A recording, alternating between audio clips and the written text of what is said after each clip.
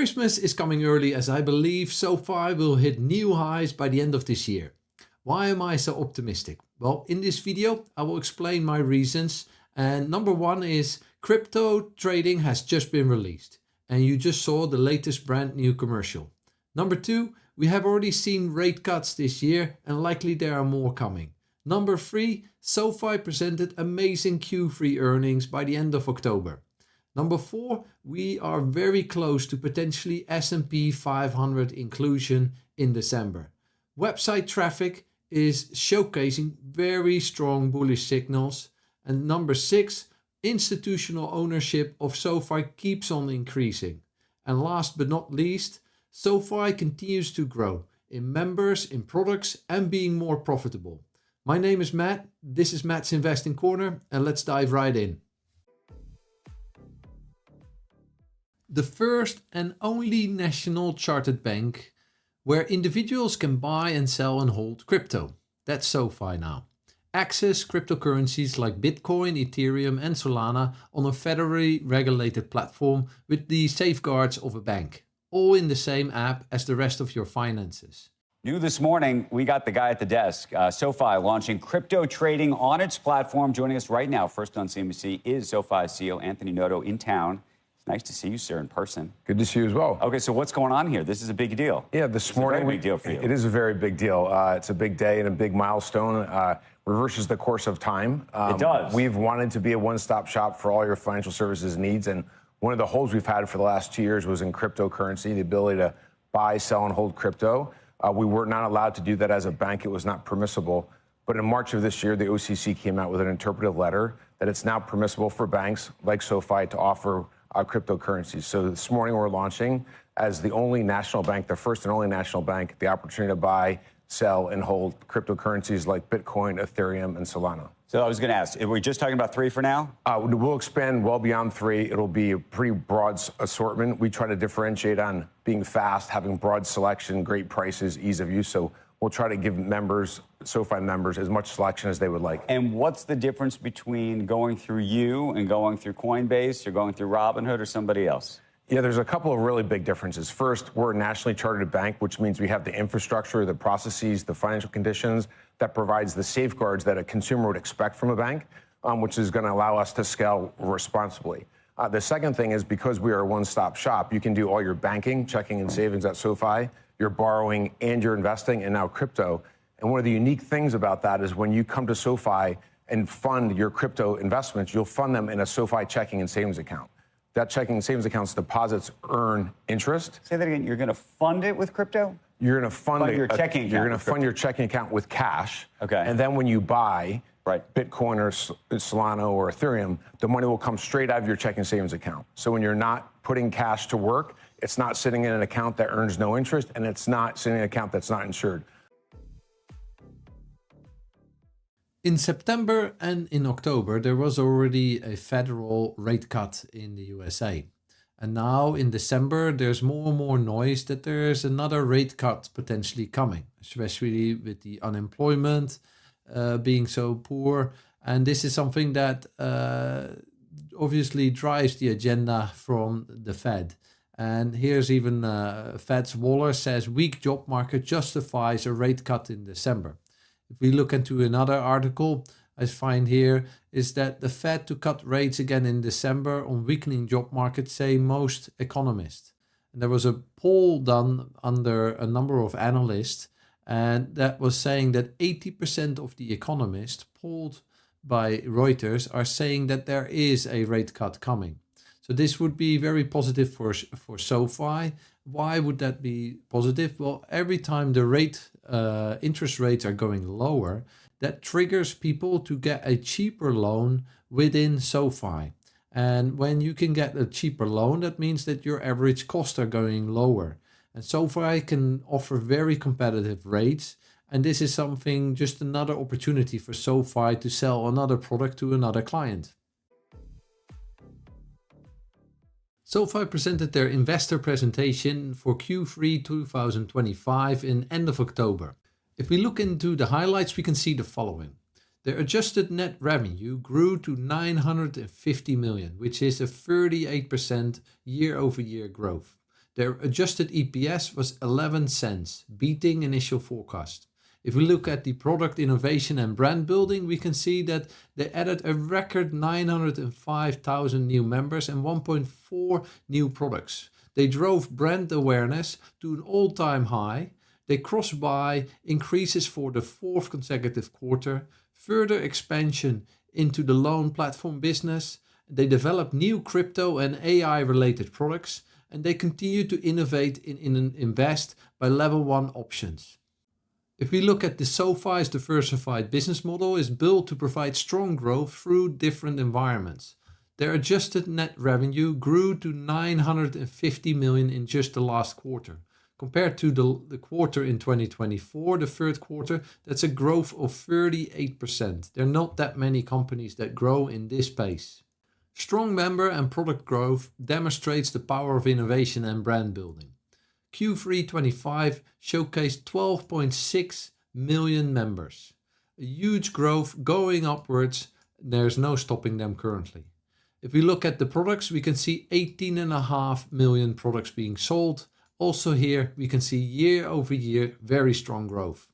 When I'm reading the earnings report, I see a triple beat. Why am I seeing a triple beat? Well, if we look at the revenue, we can see that the revenue is much higher than what the analysts were expecting. If you look at the earnings per share, also there we see higher numbers than what the analysts were expecting. And last but not least, we can see that they have updated their full year 2025 guidance. And on each of these numbers, we see an improvement. And this is something that in my eyes counts as a triple beat. In December, there's likely another round of the S&P 500 inclusion. And what you can see here is a post on X from the stock goat, whereby he's basically sharing a screenshot of Mumu, whereby Goldman Sachs Global Investment Research makes a list of all the eligible S&P 500 companies. And what you can see is that in the last round, AppLovin, Robinhood, Interactive Brokers and MCore were already included into the S&P 500. That means that there are 11 companies that are left that are eligible for the S&P 500 inclusion, which is likely happening on the 5th of December. Which company it's going to be is not clear, but in case SoFi is going to be chosen, then this will have a huge and positive impact for the stock. Why? Because there are pension funds, insurance funds and large institutions that buy and invest into the S&P 500. If you are suddenly as a company belonging to the S&P 500, that means that the companies need to buy that stock as well.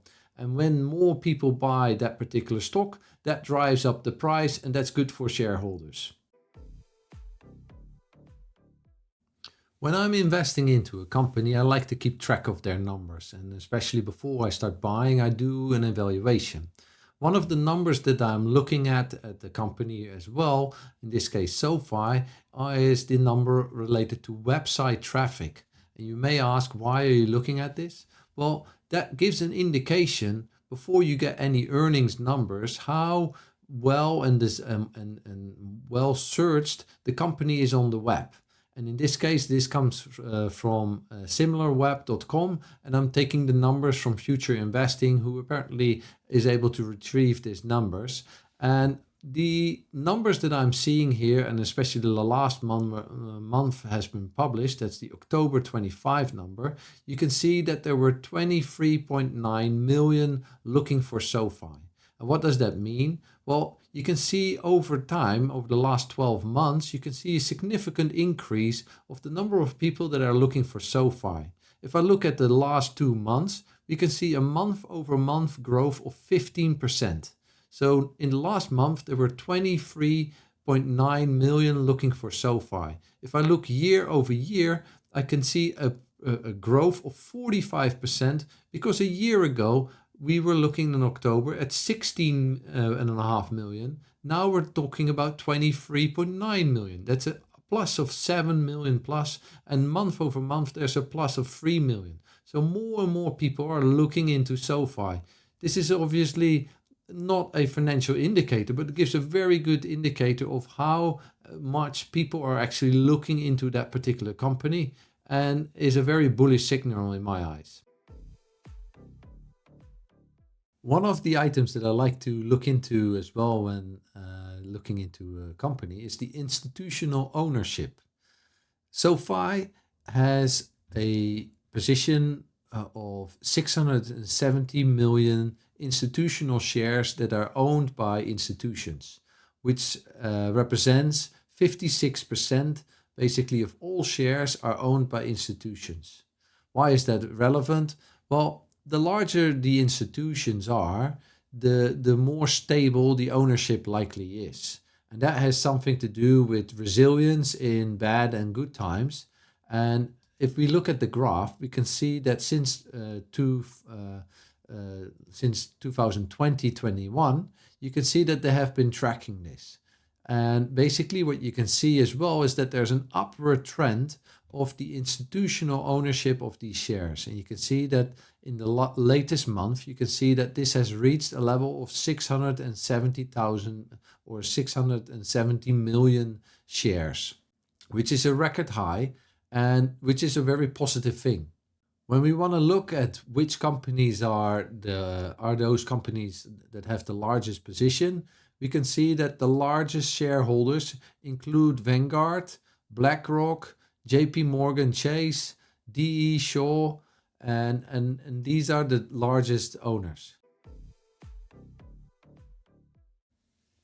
If I look at SoFi, the share on a graph, we can see that SoFi since April, May has been on an upward journey tremendously. We have reached highs between 26 and $32 already. Recently, after the earnings in end of October, we saw highs of 31, 32 and even higher. What we could see afterwards, which is quite normal actually, is after a run upwards that there is a bit of consolidation. The decline that we have seen in the recent weeks is not that high, even though 20% is quite a lot. But 20% from 32 brings us currently at levels of between 25, 26. And this is something that of course it hurts when it's in your wallet.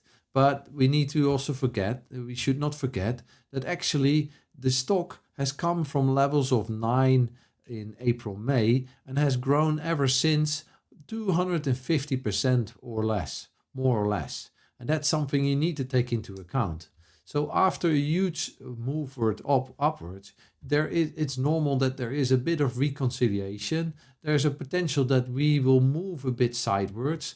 Nonetheless, I believe with all the catalysts that we have seen already, and I'm naming the cryptocurrency trading, I'm naming the earnings report of the third quarter that were extremely well. I'm naming the S&P 500 inclusion that is potentially happening at the beginning of December. I'm naming the website traffic that keeps on growing. I'm naming the increase of institutional ownership. So I'm seeing more and more of these catalysts that are really positive for this company to go to new highs. Where do I see this happening? Well, I believe that we still have 1 or 2 months between the end of the year. And I believe within that period, a lot of things can happen. And even though the last couple of days, weeks were low with SoFi basically handing back 20% of its value, I believe it's possible to go to levels of 35 and even higher, up to $40 by the end of this year. So I'm very curious what you think of my analysis and what your comments are about these catalysts. Do you see other catalysts that I'm not even mentioning? Do you see any bears on the road that potentially can really put SoFi at its place at 26 or even lower levels? I'm very curious to hear your thoughts. Please leave them in the comments. If you like this kind of analysis or this kind of review, then please let me know. Leave a like or subscribe. That helps very much on the channel. And I hope to see you on the next one. And take care. Bye-bye.